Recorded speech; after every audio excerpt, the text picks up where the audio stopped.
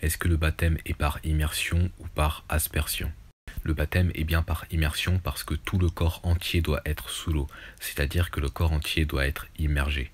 Ce qui représente symboliquement la mort et l'ensevelissement de Jésus-Christ, c'est-à-dire que le corps doit être parallèle à la surface de l'eau.